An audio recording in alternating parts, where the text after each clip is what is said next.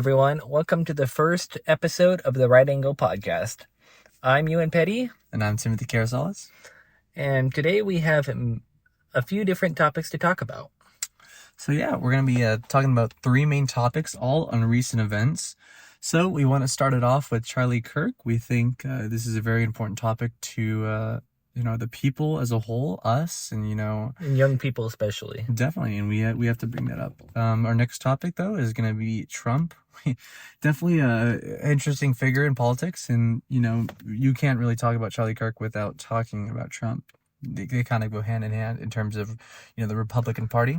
In their close relationship. Definitely. And then we're going to close off with Ukraine. There's a lot to talk about there. We'll get more in detail, once we get closer to it, because there is just so much to talk about, honestly. But yeah, that's going to be our topics. Let's get right into it. So let me give a brief description for those who don't know Charlie Kirk. It'd be very surprising if you didn't.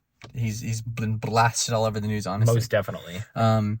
And so Charlie Kirk, he's a very young, influential young man. And I think we definitely have to, keep him in our history. But he was mostly known for public debate, on both sides. And the founding of his organization, Turning Point USA, at the age of 18. Yeah, he was very young when he created Turning Point. So do you know what Turning Point did? Do you kind of have a description of them as a whole? I guess a general description of Turning Point USA was there was like faith-based chapters, but then there was the college-based chapters. But discussion, really. Turning Point was very critical part of President Trump's election, I guess you could say, based on all the canvassing they did, the voter outreach, just like the talking about our current president. Definitely. They did a lot, honestly, a lot for the youth, swaying their vote. And honestly, I think that's kind of, what the point is it's turning point. It's a turning point for our youth. It's a turning point for our life, our country as a whole. And it's a great idea, whether you're on the Democrat side, Republican side, or somewhere in the middle. Yeah, it's a great idea, to turn the country from what it is, how it's, well, we're doing great. We're doing amazing. We could be doing better. And so that's why we need a turning point of some things. And yeah, it's just great idea. Now back to Charlie Kirk's kind of description. He had a wife. He had two very young kids. And sadly, not only does the wife have to, she's widowed now because of this. Charlie was sniped. He was doing one of his Prove Me Wrong events at college in Utah the other day. Yeah, Utah Valley University. It's honestly a very horrific scene. If anyone has seen the video, you'll know what we're talking about. You've seen the video before, right? Yeah, it was a horrific sight to watch. And honestly, I think that's the worst part of it is it's so widespread. It spread so fast. As soon as the event happened, you could see, videos of the shot. And truly, I hate to get gory here, but you could see the shot enter into his neck. And the blood that was on his shirt. Yeah, and I think the even worst part was it's a white shirt. So you could plainly obvious. You could plainly see just the blood coming out, and it's truly horrific. I hope if you have not seen the video, please do not watch it. It will horrify you. It will like haunt you. I've had not dreams of it, but it's an image I want to get out of my head. But you can't. You can't. It's truly so horrific. You just want it out of your head when you see it. And so I implore you, don't. And I think the worst part about this is not only was his wife in attendance watching the event, but his two kids. They're very young, very young. Was his wife at the event, though? His wife and two children were in the event. Think about, they're going to have to live at that site, even though they're young. They might still remember that. How would someone cope with it? It's generally such a horrible thing to think about. Is seeing your, obviously we're two guys here, and so just imagine, your wife. That's scarring. And your two young kids, that'll be scarred in their memory for the rest of their lives. It's horrible. No matter which side you take on this stance, you have to agree that was wrong and should never happen. Murder. This is plain murder in day. And the casings of the bullet, they had some anti-Semitic wording on it. Whether that's, I can't really decipher, what it is leading towards, whether it's an LGBTQ message, whether it's a political message. Obviously there's some politicalness to it. There was a quote on there. I don't remember the exact wording of that, but I just remember that, it was hateful speech. It wasn't the type of speech that, a loving, caring person would put on, something. Only a sick individual. Honestly, how does a man take that shot knowing that he's gonna end a man's life and take that away from his wife and kids? It is truly saddening, honestly, that we have come to a place where shootings are normal. We could honestly bring up school shootings. We could also bring that up, and we can bring up the recent shooting of the Minnesota State Senator and her husband. So many people. Or the fire at Pennsylvania's Jewish governor's Josh Shapiro's home recently. It's how have we gone to a place where school shootings, governmental shootings, political shootings, they've become commonplace in a way, because it seems like you hear about something every month at least. Definitely. And we can't even just bring that up without talking about, think about your town. There's always... When did that come, you hear about that? You shouldn't hear about that. No one should. How is this normal? There's not only the deaths we hear about and we do talk about, there is the stuff we do talk about, but think about how many people die to gang violence, to walking down the wrong street, walking down the wrong hood in a sense. There's so many places that you can't just go around. If you think about your town and think about all the places, you could definitely name one place at the very least that is either infested with gang violence, that has as a place you can't go. Wherever you're at, there's whether you're in Chicago or you're in Washington D.C. Definitely, it's everywhere. And how have we gotten so used to this? And it's a type of violence that needs to be eradicated from America as a whole. And society in general. Definitely. The murder cannot be excused by anything, no matter which political side you're on. Whether it happened to someone on the left or the right, or even in the middle, if someone doesn't have a political opinion and they're just independent, that's not right to take someone's life. It's truly not. You have any thoughts on that, Ewan? I'll just restate that shouldn't be commonplace. There is no reason. That's unexcusable what the former student did. Yeah. And then there was a stabbing on a train. Oh yes, Charlie mentioned the Ukrainian lady from the Ukrainian refugee.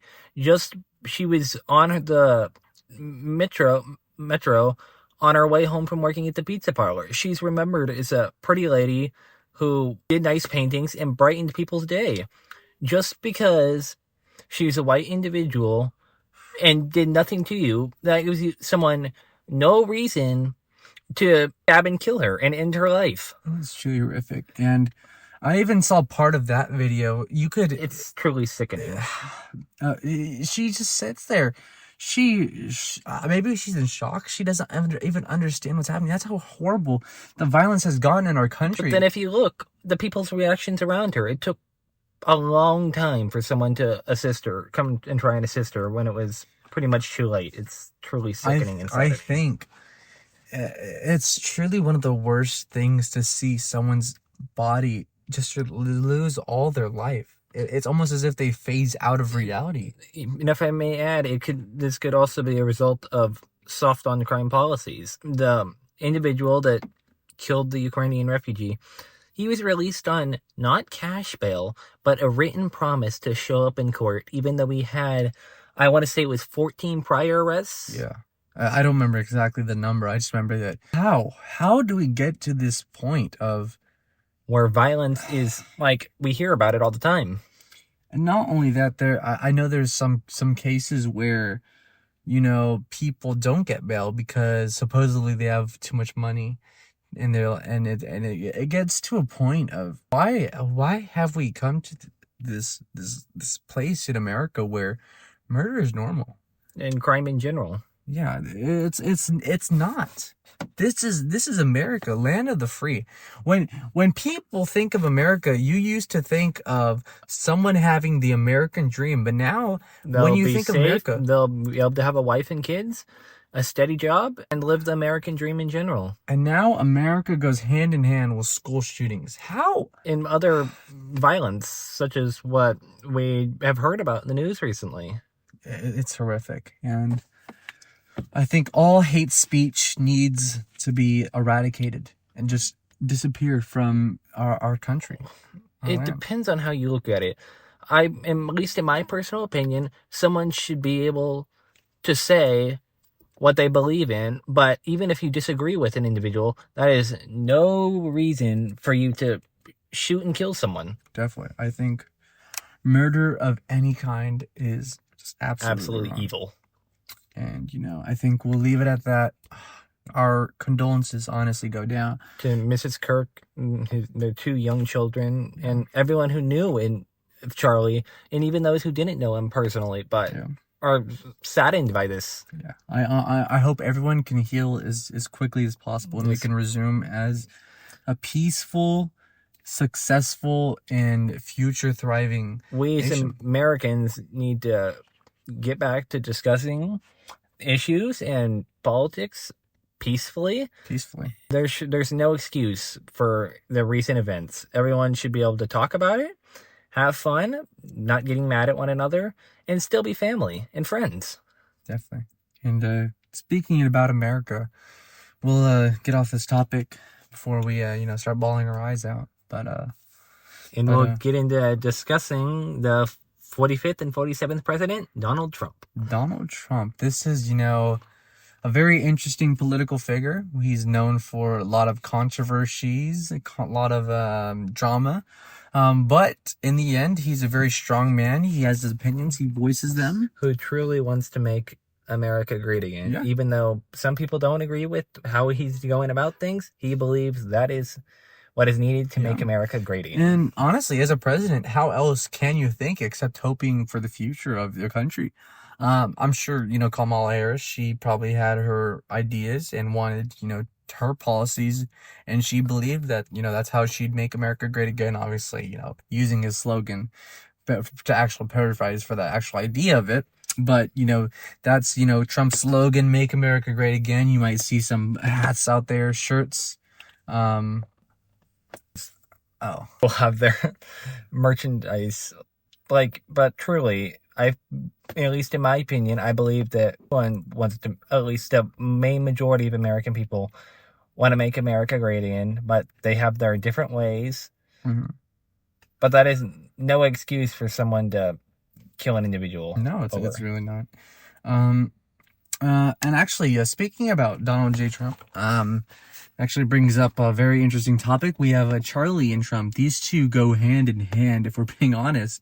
Both Republicans, both, with very strong ideals. They disagreed in some fronts, which is we're always very friendly. And we can also add that Charlie and his organization, Turning Point USA, were crucial in President Trump being elected. 100%. The youth vote was, definitely influenced by Turning Point. Definitely closer than it has been in the past. 100%.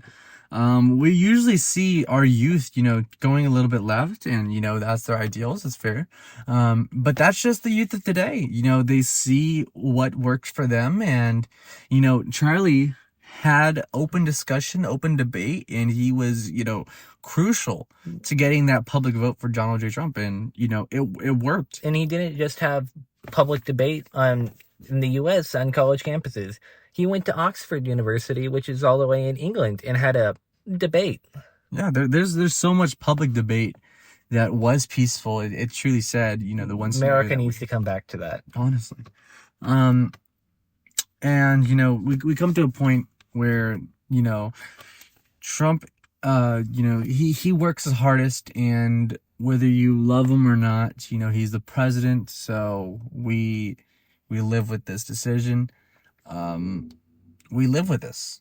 We decide who the president is. And truly, I'm just going to put this out there, is that we choose who we vote. If you didn't vote Trump, then, obviously you didn't vote Trump. But if you did vote Trump, you live with your choices. If you vote Kamala and you don't like her, you live with your choices. And but if there's no room for hatred in either scenario. If you don't get the president you want, That's no excuse to riot and complain and maybe even shoot someone. honestly, on both sides, we heard about the riot of the Capitol when, Biden was elected. We heard about riots when Trump was elected. And either way, on either side, both of them, it shouldn't be. They're riots Not be commonplace. from the core. It's not meant to be peaceful. A riot is meant to cause disruption, disorder, and it's misconduct. It's honestly a misuse of America. If you truly care and want change in the country, the young people today especially, but everyone in general, everyone should vote, everyone should take place. Even if you really care, you could also work on different candidates' campaign, whether for state assembly, state senate, Congress, maybe even senator. You never know how many votes an election is going to be decided on. Definitely. And I think if you really do want your opinion out there, do what you can to get it out there without causing harm. And violence. Debate is amazing. Debate with other people is it's a type of joy that you get, from hearing others' opinions and, conversing and, having a good talk. What isn't that is when you take someone's life, because that is completely and utterly different, truly. And it has no place. I think we need to get as far away as we can from that. And, America, we want to always have the best, do the best, and we need the best. We need to be the land of the free, the home of the brave, and Americans just need to back together and talking and peacefully. Definitely. I think peace should be our message. And I think with that, we'll close that, and let's get into our final topic Which here. is Ukraine. Ukraine. Lots to talk about here. If you don't know what's happening, there was a war that started around February 2022. And although it started, 3 years ago, there's been almost 4 now. Almost 4? Yeah, it's very, very close to almost 4.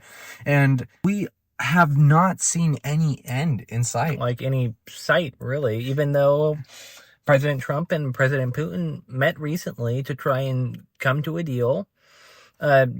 Or maybe even have President Zelensky of Ukraine and President Putin meet. There just no meetings / deal seems to be in sight. It's shocking and worrying.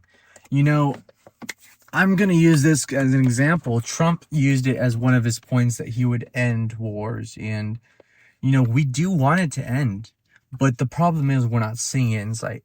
So what do we do? Can we do? This is, a country where we should be free, but we're having struggles internally. How do we deal with that? We pray.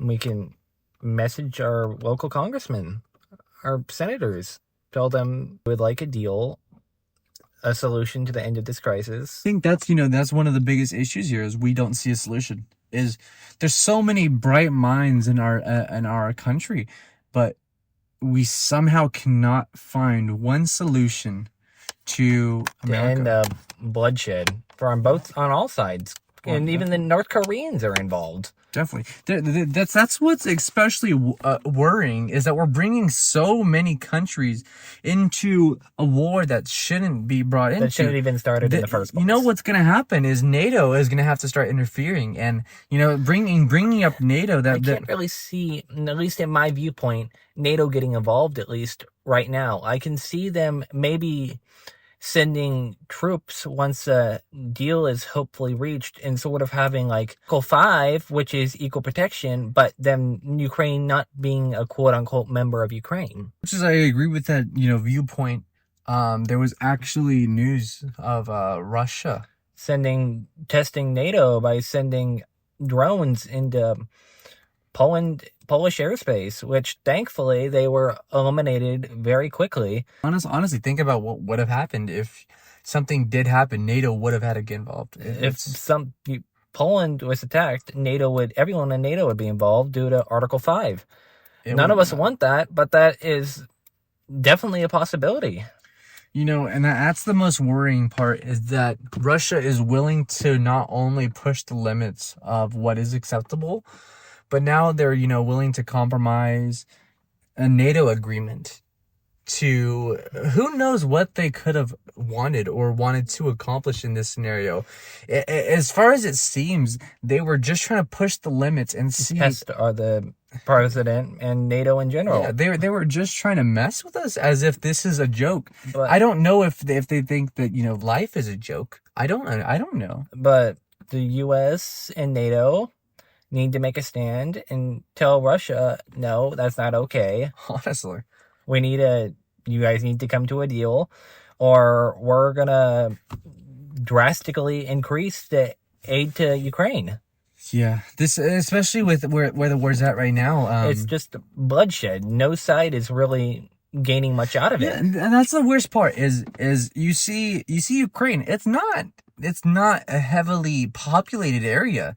At some point, there will be an obvious turning point, whether it's Russia, fully attacking. I mean, as you can see, they've already, done what they can to fully assault Ukraine, and Ukraine has somehow managed to survive this brutal attack.